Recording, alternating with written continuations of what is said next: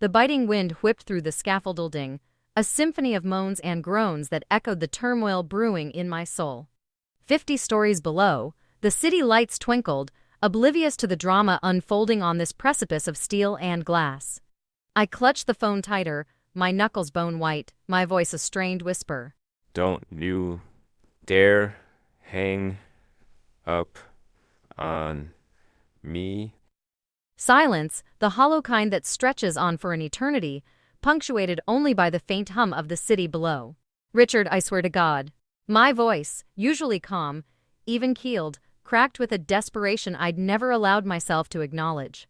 Not until now, with the ground so far below and nothing left to lose. You always did have a flair for the dramatic, haven't you, Elizabeth? His voice, smooth as silk, dripped with amusement, fueling the rage that scorched my insides. 3 years I'd spent building a life with this man, a fortress of shared dreams and carefully constructed lies. I'd climbed the corporate ladder, my stiletto heels leaving bloody footprints on the backs of anyone foolish enough to get in my way, all for him, for us. And how did he repay my loyalty, my unwavering devotion? By systematically dismantling everything I'd worked for, picking the bones clean, and leaving me to rot. It started subtly, a misplaced file, a whispered rumor, a strategically timed promotion that placed a clueless sycophant in my direct line of fire. He chipped away at my foundation, eroding my credibility, my confidence, until I was a shell of my former self, clinging to the wreckage of my career. And now, standing here, the wind whipping my hair around my face like a vengeful spirit, I knew the truth. This wasn't incompetence, it was calculated, a cold-blooded betrayal orchestrated by the man I'd foolishly believed to be my partner, my lover, my everything. Why, Richard, why destroy me?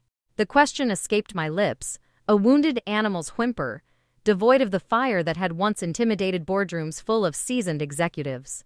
He chuckled, the sound as cold and sharp as shattered glass. My dear Elizabeth, you misunderstand. I'm not destroying you. I'm simply removing the competition. You see, I've learned from the best.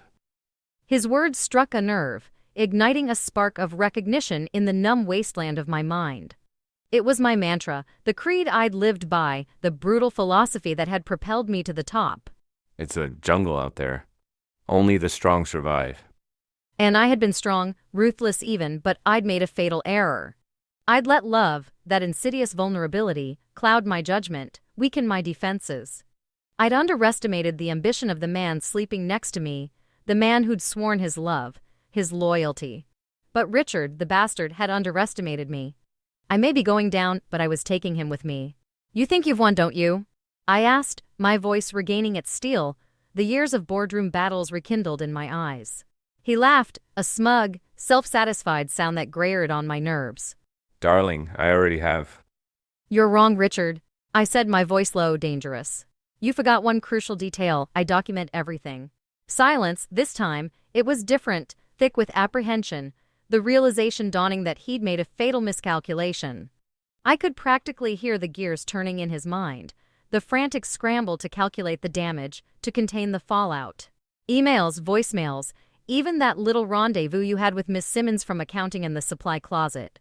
It's all meticulously documented, time-stamped, and ready to be delivered to the proper authorities. I paused, letting the information sink in.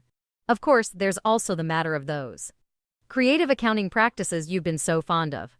You wouldn't. He breathed, his voice hoarse, the mask of composure finally slipping. Try me, I challenged, the wind whipping my words into the night sky. You seem to have forgotten who taught you how to play this game. For a long moment, there was only the sound of our ragged breaths, the city below a shimmering abyss of broken dreams. What do you want, Elizabeth? He finally asked, his voice resigned, the arrogance replaced by a fear he couldn't quite conceal. I smiled, a slow, predatory curve of my lips. This was the moment I'd craved, the power surging back through my veins, intoxicating, addictive. Resign, publicly, take full responsibility for your actions, every last dirty little secret. And then disappear, consider yourself lucky you're alive to do so. The line went dead, I stood there for a moment, the phone clutched in my hand, the wind whipping at my clothes, the city lights twinkling below. Then, slowly, deliberately, I tossed the phone over the edge, watching as it plummeted into the abyss, taking his secrets, and my silence, with it. I may have lost this round, but the game, I realized, was far from over. I would rebuild, stronger, fiercer, and infinitely more cautious. Richard had made me a monster, and now, the monster was ready to play.